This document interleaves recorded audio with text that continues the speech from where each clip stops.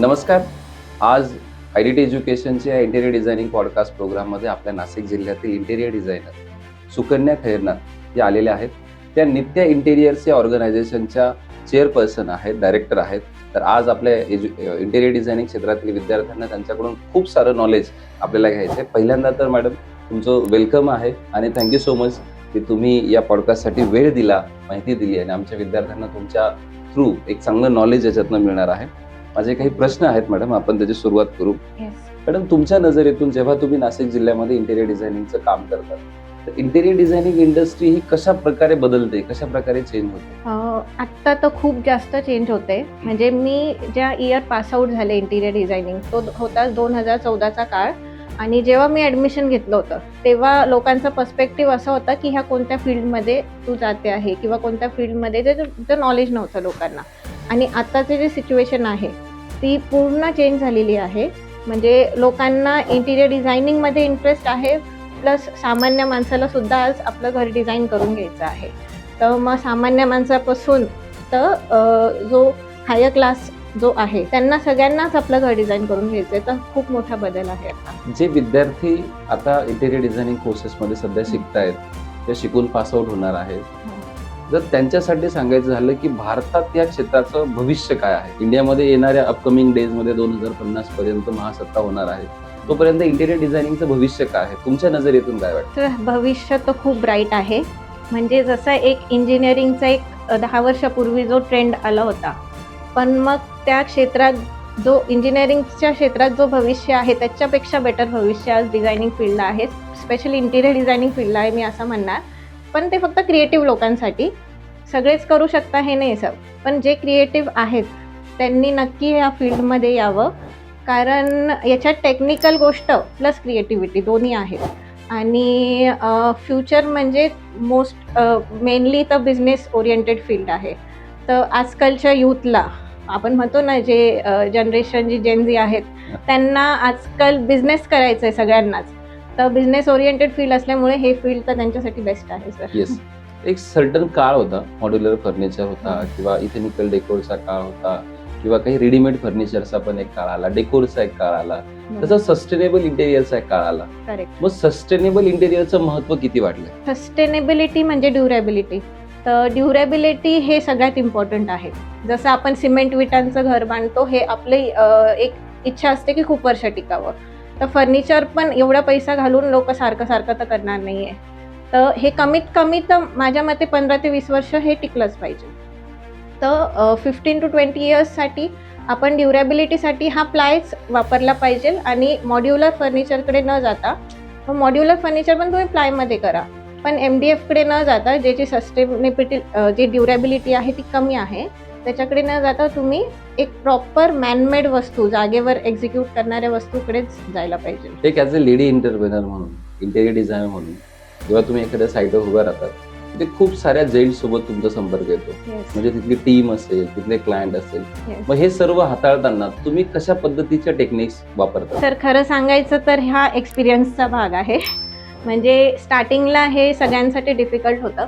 जे म्हणतात ना की आपल्याकडे आता चला डिग्री आली आहे, आपण मार्केटमध्ये उतरायचं.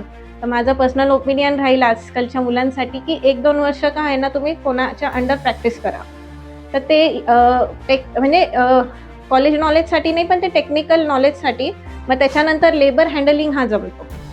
आणि लेबर हँडलिंग जेव्हा आपण लेबरला कॉन्फिडेंटली म्हणू शकतो की नाही माझं डिझाईन आहे ते इम्प्लिमेंट करायचं आहे, तर इम्प्लिमेंटेशनसाठी तुम्ही जर तुमच्या डिझाईनवर कॉन्फिडंट असाल तर तो तुम्हाला उलट उत्तर देणार नाही किंवा तो म्हणेल ठीक आहे मॅम मी कर लूगा. पण जर त्याचा एक्सपिरियन्स तुमच्यावर भारी पडला तर मग तुमचं डिझाईन कुठेतरी दबलं जाईल.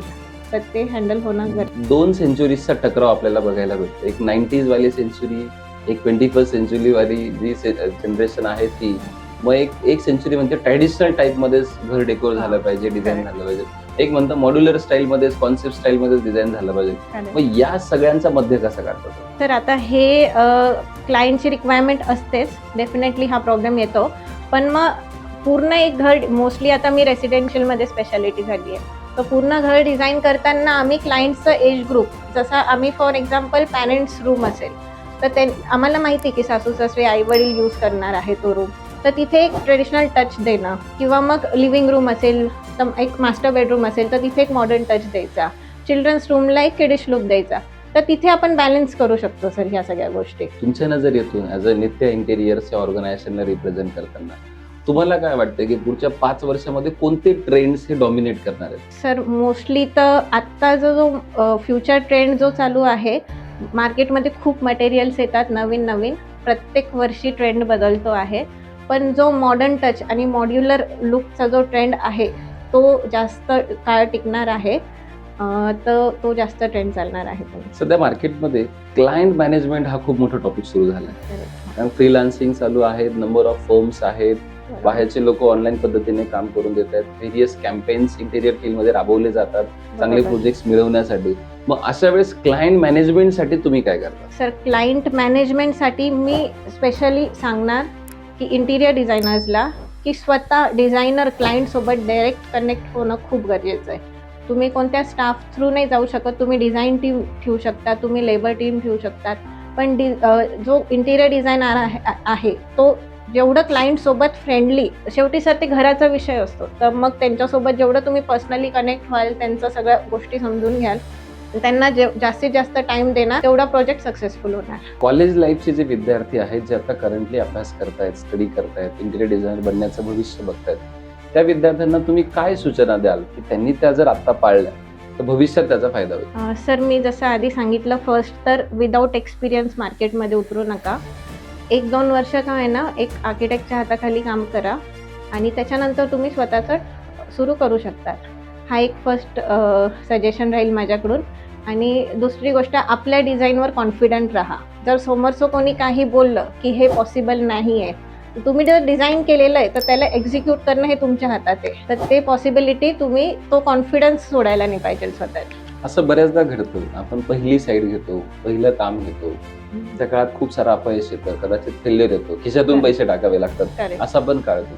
मग अशा सिच्युएशन्स मध्ये ज्या स्टार्टअप इंटेरियर असेल किंवा जो कोण असेल ज्याने स्टार्टअप केला, त्याने स्वतःला मोटिवेट कसं ठेवायचं? मी तर म्हणेल रिस्क फॅक्टर घ्यायचं जेव्हा तुमच्याकडे बॅकअप असेल, पण आपली ही क्रिएटिव्ह फील्ड आहे. तुमचे डिझाईन्स जर स्ट्रॉंग असतील तर तुम्ही स्वतःच म्हणजे एक्झिक्युशनला एवढं मॅटर नाही आहे. तुमचे डिझाईन स्ट्रॉंग असेल, क्लायंट तुमच्याकडे येणार, तुमचे डिझाईन्सचे तर 100% तुम्हाला बेनिफिट भेटणार. तर ती भीती तर पहिले तुम्ही घालवायची की बिझनेस आहे म्हणजे त्याच्यात आपला लॉस होणार. आपली ही 100% क्रिएटिव्ह फील्ड आहे, याच्यात तुम्हाला लॉस नाही होणार, एक्सपिरियन्स 100% भेटणार. एक सक्सेसफुल इंटेरियर डिझायनर मध्ये कोणत्या क्वालिटीज असणं गरजेचं आहे? मेनली तर क्रिएटिव्हिटी. तुम्ही जर क्रिएटिव्ह नसाल तर तुम्ही डिझायनर नाही बनू शकत. कारण एक डिझाईन्स तुम्ही कंटिन्यू जर ती रिपीट करणार असणार तर मग कुठेतरी मार्केटमध्ये फेड होऊन जाणार तुम्ही. आता जे मार्केटमध्ये डिजिटल मार्केटिंग चाललंय, मग जेव्हा स्वतःचं फर्म असतं, स्वतःचं ऑफिस असतं, या AI टेक्नॉलॉजीचा, रोबोटिक मार्केटिंगचा, डिजिटल मार्केटिंगचा आपल्याला खरंच फायदा होतो का? मी नाही म्हणणार सर, म्हणजे फायदा होतो, 100% होतो, पण मग ह्या गोष्टी आपल्याला एक्झिक्युशन नाही देणार. आणि खूप गोष्टी अशा आहेत ज्या टेक्निकली मार्केटमध्ये एक्झिक्यूट नाही झाल्या तर डिझाईनचा फायदा नाही.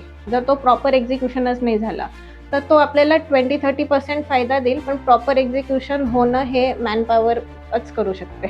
येस, नक्कीच. IDT एज्युकेशनने हा जो उपक्रम राबवलेला आहे, ज्यात विद्यार्थ्यांना अवेअरनेस क्रिएट होणार आहे, तुमच्यासारख्या मान्यवरांचं खूप सारं मार्गदर्शन त्यांना मिळणार आहे, या प्रोग्राम बद्दल तुम्ही काय सांगाल? सर मी तर म्हणेल, आजकालचे जसं आत्ता तुमच्या स्टाफकडूनच मला ही गोष्ट कळाली की हे पॉडकास्ट का होतंय, आणि ते 100% खरं आहे. जसं मुलं आजकाल रील्स बघून पहिले थांबणार, आपल्या फील्डशी रिलेटेड कोणी बोलतंय तर ते 100% लक्ष देऊन ऐकणार आणि त्याचा 100% त्यांना फायदा होणार. आणि म्हणून ह्या जे उपक्रम आहे हे जास्तीत जास्त झालं पाहिजे. IDT एज्युकेशनसाठी काय सूचना द्याल, काय सांगाल? सर ऑलरेडी ही इन्स्टिट्यूट मी खूप वर्षांपासून तुमच्यासोबत जुळलेले आहे आणि खूप जवळून बघितलेले आहे. आणि इथे जे टेक्निकल नॉलेज भेटतं ते बाकी कोणत्याच इन्स्टिट्यूटमध्ये भेटत नाही, हे मी एकदम 100% सांगू शकते.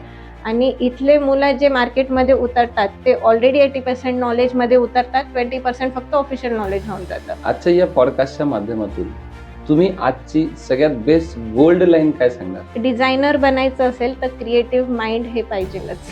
येस, नक्कीच. बिहाफ ऑफ IDT एज्युकेशन्स मी मॅडमांचे खूप आभार व्यक्त करतो की त्यांनी त्यांचा स्पेशियस टाईम आपल्या प्रोग्रामसाठी दिला. तर खरंच मनापासून थँक्यू मॅडम आणि आभारी आहोत. धन्यवाद. थँक्यू.